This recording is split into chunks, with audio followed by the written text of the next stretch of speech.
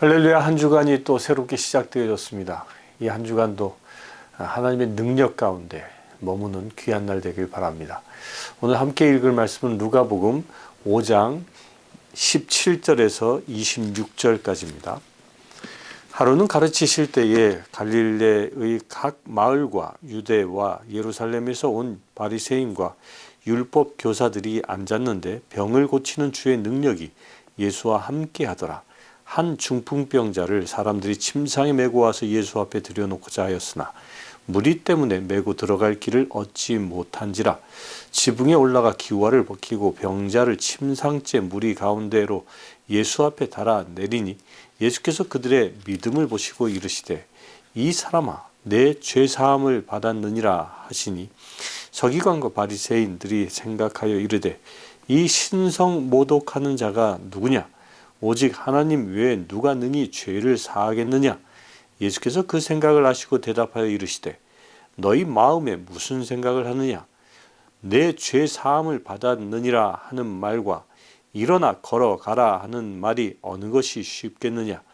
그러나 인자가 땅에서 죄를 사하는 권세가 있는 줄을 너희로 알게 하리라 하시고 중풍병자에게 말씀하시되 내가 네게 이르노니 일어나 내 침상을 가지고 집으로 가라 하시매 그 사람이 그들 앞에서 곧 일어나 그 누웠던 것을 가지고 하나님께 영광을 돌리며 자기 집으로 돌아가니 모든 사람이 놀라 하나님께 영광을 돌리며 심히 두려워하여 이르되 오늘 우리가 놀라운 일을 보았다 하니라. 아멘.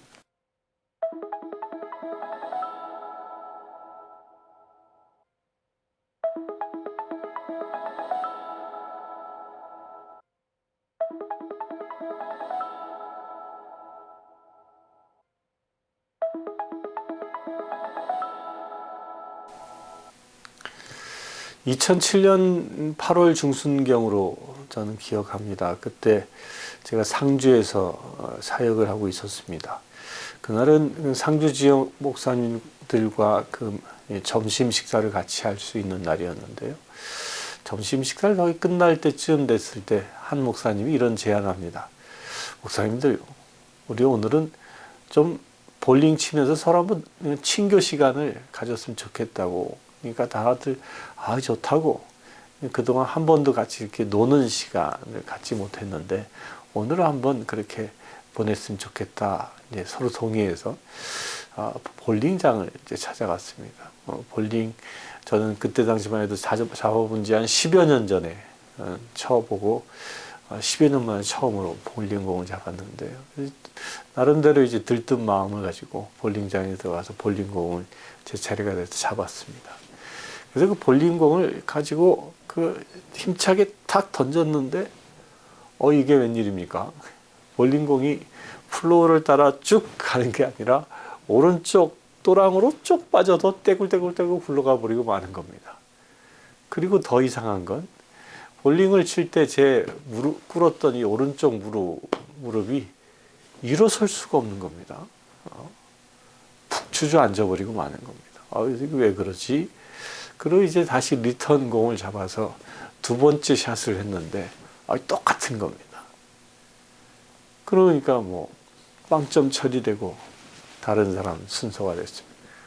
또다시 제 순서가 와서 했는데 똑같은 반복인 거예요. 단 한 번도 플로어로 공이 가지 못하고 또랑으로 빠지고 저는 일어나지 못하고 그 순간 이게 뭔가 이상이 왔구나 라는 걸 직감하고 병원에 찾아가서 이제 촬영을 쭉 했는데요.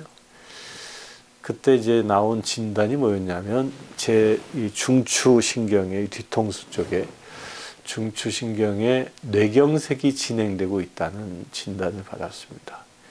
그러니까 그 필름에 보니까 이 중추신경 그 부위가 까맣게 점이 찍혀 있더라고요. 그 의사의 얘기는 이것이 바로 제 세 번째, 네 번째 손가락, 세 번째, 네 번째 오른쪽 발가락을 관장하는 곳인데 그곳에 뇌경색이 시작되어져서 아마 거기에 문제가 생겨서 다리에 힘도 없고 팔에 힘도 없을 겁니다 라고 진단이 내려졌습니다. 그 의사 선생님 얘기가 이 뇌경색은 죽은 뇌가 이미 죽어 있기 때문에 이걸 죽은 뇌를 살릴 수는 없습니다. 단지 우리가 할 수 있는 건 더 이상 뇌경색이 진행되지 않도록 처방하는 길, 또 스스로 노력하는 길밖에 없습니다. 라고 저에게 진단을 내렸습니다. 그리고 이제 처방약을 받아서 나와가지고 치료를 시작했는데 8월이 지나고 9월이 지나고 이제 점점 날이 차가워지면서 제 몸은 점점 꼬부라지기 시작하더라고요. 저의 이 오른 손가락, 세 번째, 네 번째 손가락이 이렇게 펴져 있는 것이 조금씩 이렇게 굽어지더니 나중에 이 정도까지 굽어지는 겁니다. 이 손가락을 제가 이렇게 왼손을 인위적으로 피지 않는 한 계속 이러고 있는 겁니다. 그리고 오른쪽 다리에는 힘이 없어져서 계단을 오르기가 어렵게 되어졌고요. 또 이제 말도 제가 설교를 하면 말이 자꾸 새는 거예요. 발음이 불명확해지고 또 밥을 먹으면 흘리게 되고요. 풍이 그렇게 온 것이죠. 그래서 고심 끝에 기도하다가 이건 하나님이 쉬라는, 사직을 하든지 쉬든지 하라는, 사역을 내려놓으라는 사인이겠구나라고 생각이 들어 이제 주교님을 찾아가서 휴직을 하겠다고 신청을 했는데요. 그때 당시 주교님이 저에게 뭐라고 얘기를 하셨냐면 지금은 쉬기는 어렵고 내가 편한 일이 많지 않은 곳으로 발령을 낼 테니까 그때까지 좀 기다리십시오 라고 얘기를 하시더라고요. 그때가 언제입니까? 그러니까 내년, 그러니까 그때 2008년도였죠. 8년 아마도 한 여름쯤이면 발령이 날 수 있을 테니까 그때까지 그냥 조용히 몸 관리하면서 기다려달라고 그렇게 얘기를 했습니다. 그래서 저는 이제 상주에서 크게 일을 벌리지 않고 이제 물론 평상시 하던 사역은 그대로 하면서 세월을 보내고 있었는데 2008년 1월 중순경으로 기억하는데요. 그날은 추운 겨울이었음에도 불구하고 햇살이 굉장히 따사로웠습니다. 그때가 오후 한 2시가 좀 넘어서였는데 그래서 너무 햇살이 따사로워서 밖에 이제 교회 정원에 나아갔는데요. 그 정원에 가면 이렇게 연못이 이렇게 파져 있습니다. 그 연못 주위에 아무도 없는 거예요. 평상시 사람들이 늘 와 있었는데 그날따라 아무도 없어서 그 연못을 이렇게 주위를 걷기 시작했습니다. 근데 연못을 걷는데 연못 주위 이 산책로에 제가 거기다가 그 자갈을 이렇게 쭉 깔아놨거든요. 근데 그 자갈을 위를 걸어갔는데 아무 생각 없이 걷는데 제 발자국 소리가 귀에 들어오는 거예요. 그 발자국 소리가 어떻게 들리냐면 왼발을 디딜 때는 쩌걱 하는 소리가, 자갈이 미끄러지는 소리가 들립니다. 그런데 오른발을 디딜 때는 쩌걱이 아니라 찌르륵 하는 소리가 들립니다. 그러니까 오른발을 들지 못하니까 끄는 거예요.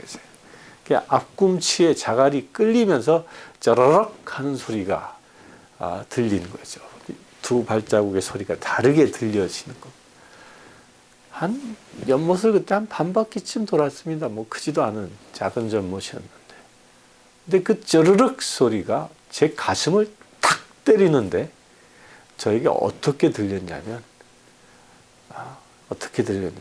넌 이제 반신불수다. 이제 이런 막 생각이 탁 들어오면서 온몸에 힘이 풀어지고 그냥 그 자리에 주저앉아 엎드렸습니다. 딱 엎드렸는데 그 순간 제 눈에서 눈물이 하염없이 쏟아져 나오기 시작했습니다. 얼마나 서럽든지 열심히 주의 일을 한다고 사역을 했는데 그 결과가 반신불수입니까? 하나님 앞에 그렇게 원망하며 따지며 그렇게 통곡하고 있었습니다. 그렇게 한참을 통곡을 하고 하나님께 원망 어린 그 외침들을 하고 있었는데 그렇게 흐느끼고 있을 때 제 귓가에 하나님이 이렇게 말씀하셨습니다. 제 이름 영준아 부르시면서 너는 나를 나의 완전함을 믿느냐라고 말씀하셨습니다. 그 순간 제게 떠오른 생각은 하나님이 지금 날 어떻게 보고 그런 얘기를 해? 제가 따졌습니다. 하나님, 말이라고 합니까? 당신이 완전하심은 제가 많은 사람들에게 수없이 설교했고 교리교육했던 내용인데 그걸 질문이라고 하십니까? 라고 따졌습니다. 막 분이 더 올랐습니다. 그리고 막 씩씩거리고 있는데 또다시 묻습니다. 영준아, 내가 완전함을 믿느냐? 아유, 그때도 화가 막 치밀었습니다.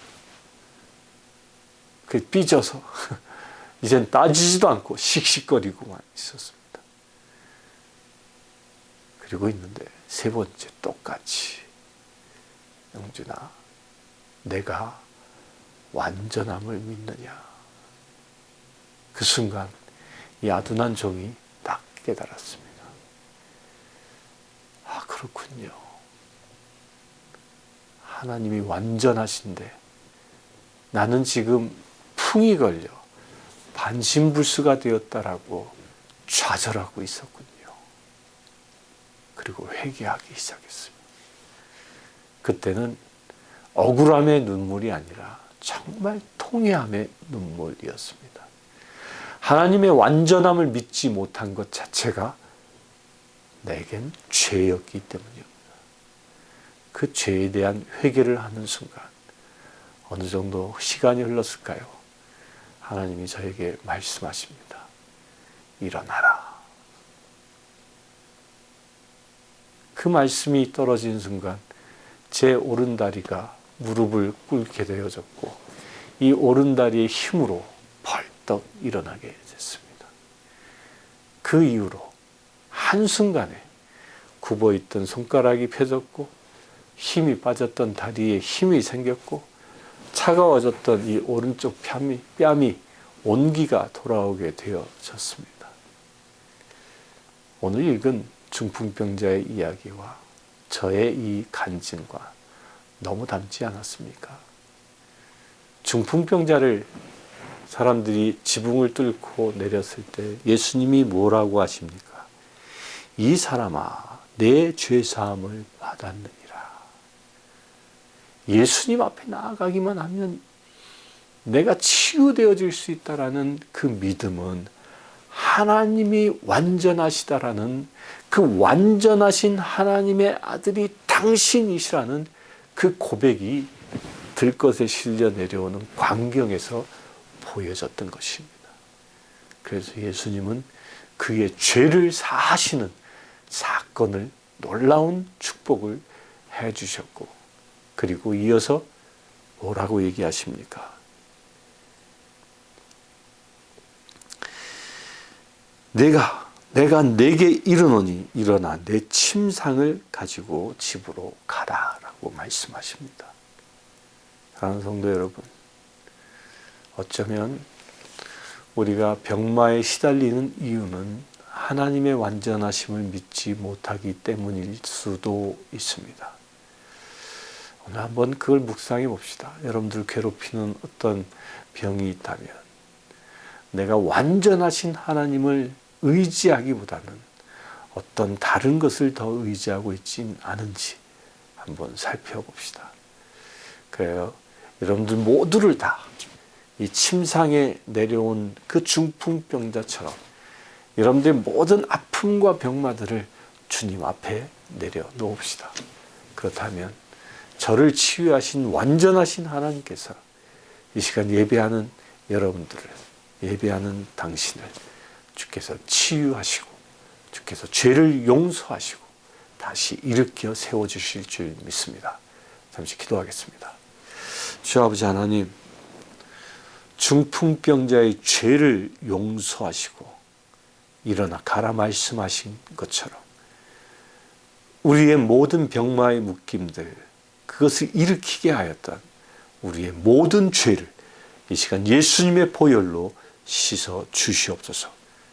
그래 우리가 육적인 억압에 묶여 사는 자가 아니라, 병마에 끌려 사는 자가 아니라 주 안에서 강건하게 오직 주님이 주시는 힘과 능력으로 살아갈 수 있는 믿음의 지체들 되게 하여 주시옵소서. 우리 주 예수 그리스도의 이름으로 기도드리옵나이다. 아멘. 지금 우리 주 예수 그리스도의 은혜와 하나님의 크신 사랑과 성령님의 감화 감동 교통 치유하심이 이 시간 예배하는 모든 심령들 위해 함께 하실지어다. 아멘.